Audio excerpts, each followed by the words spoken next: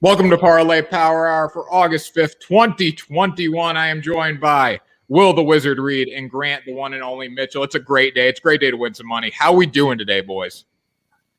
I'm doing great. I'm up in the mountains. I'm in Colorado right now. I apologize to all my wonderful fans. I'm sure my co-host did a great job without me. I tuned in for the end. When I sat down on my plane, I was chirping a little. But yeah, I'm in Colorado visiting my mom for the week, so that should be fun. Hoping to go to a Rockies game at some point. I think they're taking on the Marlins, so stay tuned for some content related to that.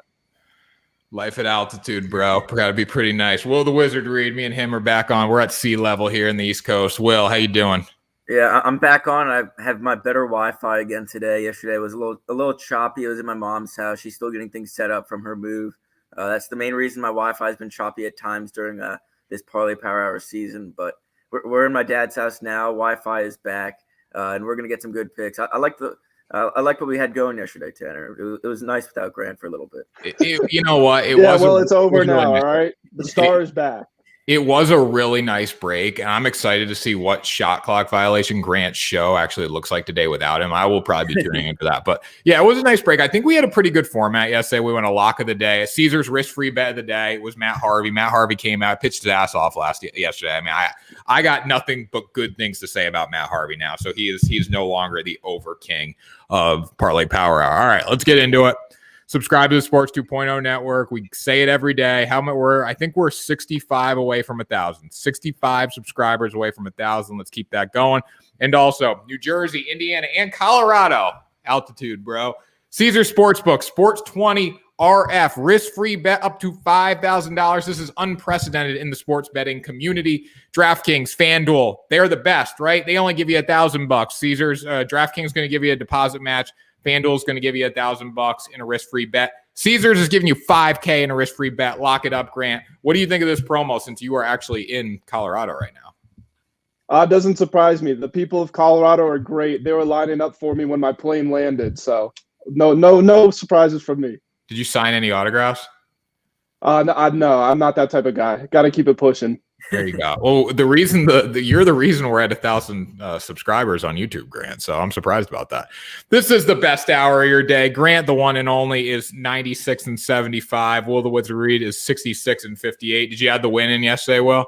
Yes, I did. Damn right you did. Tanner Kern, 63 and 52 on the year. Let's get into it. We'll start with Grant here. Framber, broken finger Valdez going against the Twins today, -1.5 on the run line. Talk to me about it, Grant.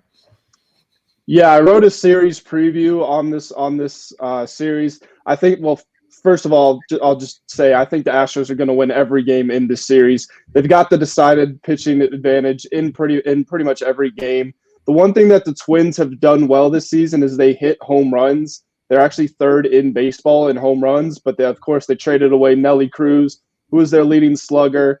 The majority of the offensive burden is now on Polanco. And, if you match him up against Jose Altuve and the crew that the Astros have, it's just not going to go their way. And the Twins rank bottom 5 in ERA, batting average allowed, and home runs allowed. And that's not a good sign for the Astros, who have scored more runs than any other team. They hit the ball better than any other team, and they're top 10 in home runs. So Astros have the clear advantage in this game. Not a whole lot to talk about. They're at home. This one should be as close to free money as you can get. I don't know. I think they're going to be pretty down from getting their butts kicked last night by Max Scherzer and the Los Angeles Dodgers. The curtain call, I got emotional. It was pretty fun to watch. Will, now you were used to be a big Max Scherzer fan. Now he's in L.A. What do you think of that? It doesn't make me happy, but it was the necessary move at the trade deadline. But I think I'm going to have to agree with Grant in this bet because, the Astros are coming off of probably one of the toughest road schedules that you can have. They faced the Mariners for 3 games, then they had the Giants for 3 games, and then they went to LA and faced the Dodgers in a 2-game set. So they're coming off of a lot of tough baseball games, and I think having a nice easy one versus Minnesota back home will probably go their way. Yeah, I do like the Astros on the run line here. Makes sense. You got to go with the better team always. All right, well, we'll go down to you here. We'll save football for the end. Because football is back. Let's go. Big time stuff here. We got Indians, Blue Jays overnight. I took a line in this game too, Will, so you can start here with the over, then I'll break down my bet. Yeah, it's Ross the Boss Stripling, as you like to say, on the mound for the Blue Jays. And then it's going to be Tristan McKenzie, I believe, for the Indians. He's 1-4, 6.11 ERA.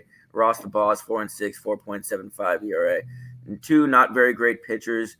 The Indians' offense can be inconsistent, but we know what the Blue Jays are capable of. We know what they have. Yesterday, they faced each other. The game went 8-6 in the favor of the Blue Jays, so they scored 14 runs in that one. I wouldn't be surprised if they do it again with two pitchers that are not very great on the mound. I have confidence in this Blue Jays offense, and if we see another performance like we saw from the Indians yesterday, where they got 6 runs, then this one should be pretty easy going over.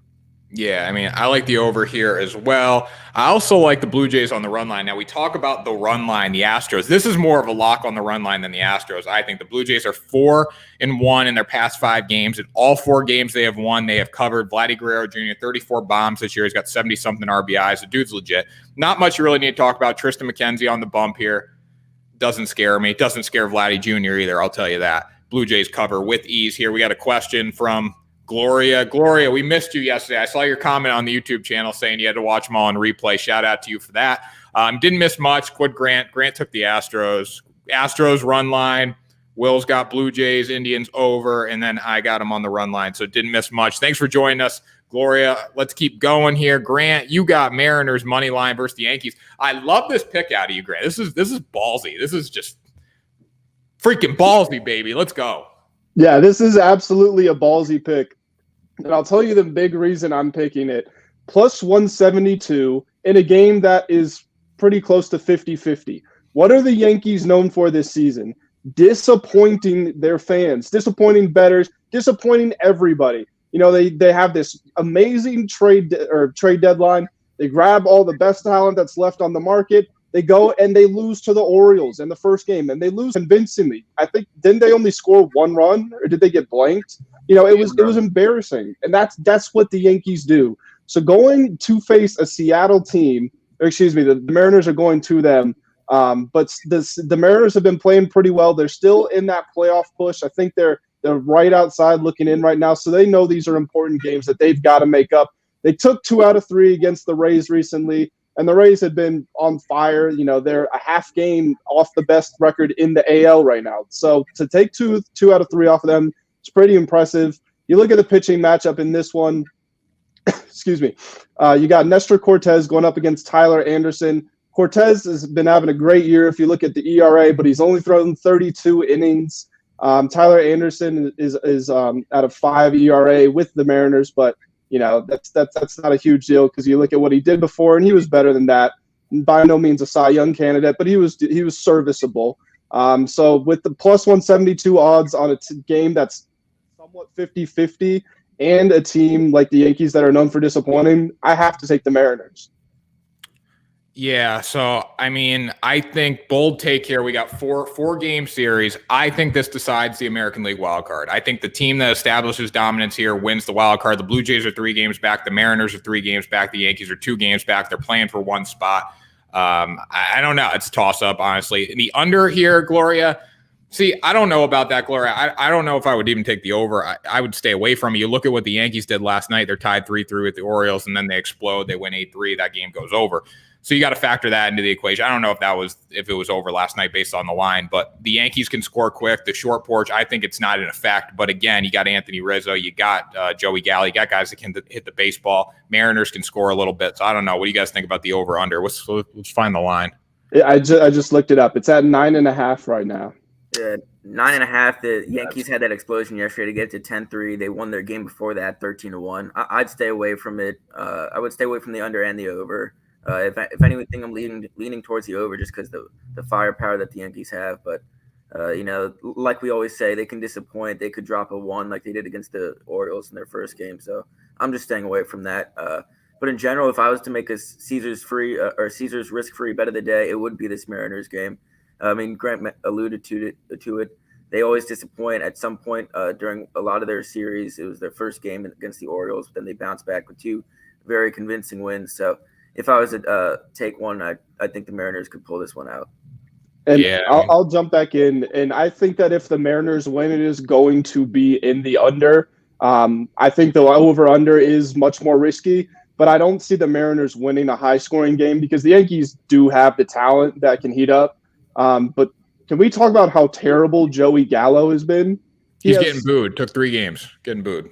He has 2 hits, I think, in 23 at-bats. No home runs, no RBIs. Like, good gracious. This is him and Rizzo were supposed to be bringing the short porch back. And, I mean, Rizzo's been good, but obviously. But Gallo's been awful. Well, I mean, I don't think anyone expected Gallo to be better than he's been doing, but like Gallo is a 222 hitter. Like he bats 220. He's not he gets on base through walks, but it's home run, walk, or strikeout. Like that's just Joey Gallo. So we got to factor that into the equation. But yeah, if he's not hitting the ball, they're gonna have a tough time winning.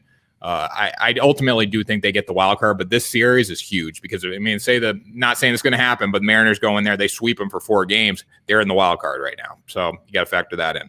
All right, let's keep moving along here. We got Giants -1.5 on the run line versus the Diamondbacks for William here.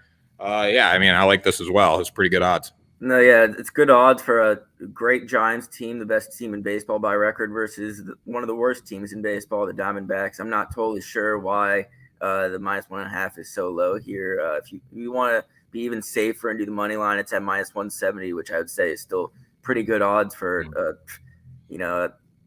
money line bet for the Giants. But you got Alex Wood on the mound for the Giants, 9-3, 3.83 ERA versus Merrill Kelly for the Diamondbacks. He's been 7-8 with a 4.38 ERA. I took this one simply because the Giants are the better team. I don't expect them to lose this game, and if they win, they'll probably do it by more than 2 runs. If you look at the recent games, this is their 4th game of a 4-game series. The Giants have won 2 of the past 3. They won one last night 7-1. They won game 1 11-8. So they're capable of blowing this Diamondbacks team out of the water, and I think it happens again tonight. Yeah, I mean, I agree totally. Chris Bryant looks good in a Giants uniform. Grant, what do you think? Nothing to say other than lock this one up. There you go. All right, so we'll go down here. Red Sox -1.5 versus the Tigers. I don't know if you guys know this. Gloria, I don't know if you know either. We were talking yesterday or 2 days ago in the comments. The Red Sox are back. The Red Sox are back. Big win last night for the boys over the Tigers. You know what? They're going to do it again. Now, I think the Tigers made a lot of errors last win night. Over the Tigers. You know what? Hey, Grant, when you look at the standings at the end of the year, does it say who you beat? No, it doesn't at all. Look at the White Sox. They play a cupcake schedule, and they're in first place. I don't think anyone cares about who they beat, and they're just in first place. So we look at the game night. Martin Perez on the bump. Not very good, but Tarek Screwball's pitching against him. He's just as bad. So we got an even pitching matchup, and we factor that in. Who is the better lineup? The Boston Red Sox. They started to hit the ball last night a little bit. JD Martinez's bat starting to come alive. I like to see that. 4 runs is hitting the ball a good amount, but all right. What? Getting 4 runs is a solid run amount. Did you just disrespect me? Did you just disrespect me? You know what? Exactly they covered on the run. Listen, it doesn't matter, okay? We don't need a million runs. We won, 4-1, right? So we don't need a billion freaking runs. All we didn't need, we should have shut them out too if what's his name didn't give up a home run. All right, I have the Red Sox. Let's go. That's a smart bet, Gloria. It's a smart bet. You can get the odds here at -1 for a run line at +118. Are you kidding me? Against the Detroit Tigers, you take that every freaking day of the week. Doesn't matter if they're not hitting. We don't need 15 runs. We don't. Sometimes G-Money Garrett Richards is not on the mound today, so we don't need 15. We need about 10 with Martin Perez. But we won yesterday. Good things are coming. Chris Sale's coming back. The Red Sox are the best team in baseball. That's what you need to know. Take this bet. It's easy. Easy money. Listen, I'm taking the Red Sox here too on the money line, but the Red Sox are not back. They're absolutely not the best team in baseball. They if you take out their last win, which is against the lowly Tigers, they lost 5 straight. So by no means are they back. They are just better than the Tigers, and that's why they're going to win tonight. It was against the Rays and the Astros, Grant. The Rays and the Rays and Blue Jays. Blue Jays won the first 3, and then they lost to the Rays for 3. Then they lost to the Tigers for 1. Stop. Those are good teams. Who is leading your division? Who are you going to be playing in the playoffs? The Rays. I don't know. You can't get swept by them. Grant, I don't know if you know. I don't know if you know the standings, but I think we're a half game back, right, or 1 game back.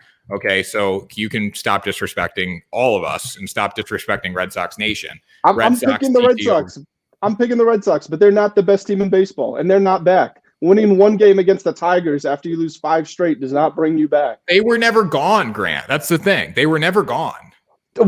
He was saying, I don't know what happened to this team. This team's a disappointment. I can't even turn on the TV to watch them anymore. Let me talk about I think the Rays are going to win the Let me pennant. talk about my team anymore. This is what happened with the Red Sox, Grant. Here's the thing. We don't have pitching. We could have went out. We could have got Max Scherzer, the curtain call last night. Oh, my hair looks bad, but the curtain call, that could have been happening in Boston. All right. But instead, we don't go get Max Scherzer. We get Kyle Schwarber, who does literally nothing for me, like absolutely nothing. He doesn't make this team better. You look at what they have. I mean, the Red Sox need to hit the ball. If you look at the team's ERA, it's like a 4.5. It's not good. Okay. So the bullpen's been pretty good, but they've been overworked. The Red Sox, when you look at them, if they don't hit the ball, it exposes the weakness that they have, which is their pitching. Okay, so what's happened over the losing streak? They have not hit the baseball. When you don't hit the baseball, you're going to lose games because the pitchers aren't there to pick you up. It's amazing we won last night with 4 runs because the pitchers are usually giving up a lot of runs. So we got to factor that in. But the Red Sox, listen, we're back. Bogey's hitting the ball. Verdugo. Everyone's hitting, Grant. Everyone's freaking How hitting. can you be the best team in baseball if your pitchers aren't even okay? Well, and how can you be back after just winning one game against? We were never gone. I don't know what you're talking about. We were never gone. That makes no sense then, Tanner. We were never gone. We're the Boston Red Sox, and we're better than you. That's what you need to know. All right, we'll keep going here because I could talk about the Red Sox all day, but there's no point in talking about them because they're better than you. So, anyways, let's keep going here. Grant's done. Grant's tapped out with his 3 bets here. All right, it's football time. Football's back, boys. Gotta love that. Red Sox team total over 5. Gloria, that's a smart bet because Tarek screwball sucks. So that's a smart bet. We're back. Devers is going to hit mega shots tonight. Hunter Renfroe, as Jared Carabas says, or Barstool benches 450 for freaking reps. We're going to score 5 runs tonight. Let's go. All right. Anyways, let's keep going here. Cowboys, Steelers under 32.5. We can all talk about this because Will took this and I took this. Not much needs to be said here. It's the preseason. Starters aren't going to play, and they're figuring out how to play football. Will, what do you think? Yeah, I mean, if you even want to dive deeper into it, historically, I think 8 of the last 12 or so, or 7 of the last 12 of these Hall of Fame games have gone under 33 points. So you got a 32.5 total here. It wouldn't surprise me if we just see a lot of field goals in this game. We got the backups in there for both teams. There's no one significance can be playing. Like Tanner said, every team's just going to be trying to figure it out. Mike McCarthy's going to be on the hot seat once again, as all Cowboys coaches are. So I think he's going to be playing it pretty safe in this game, trying to see who can do a little bit of work for him in the regular season, and probably a lot of field goals. Now, Grant, question for you. We were talking about this before the show. Mason Rudolph's going to start for the Steelers, right? Does he have any brain cells left after Myles Garrett literally gave him CTE? Well, he hasn't taken a snap in like 2 years, so I think he should be recovered enough. And of course, he's got Dwayne Haskins breathing down his neck. What an intimidating opponent. You guys said it. I mean, the preseason, the biggest thing that defines the preseason is these backups aren't bad, right? They're NFL players, but they don't have that extra level, and that's what you need, that pure execution. That's what turns a field goal into a touchdown. These guys don't have it, whether it's lack of, they're not as talented or they don't have as many reps as the starters. You can't string enough scores together in the preseason. It pretty much never happens. So yeah, this could easily be a game with all field goals. So you got to go under.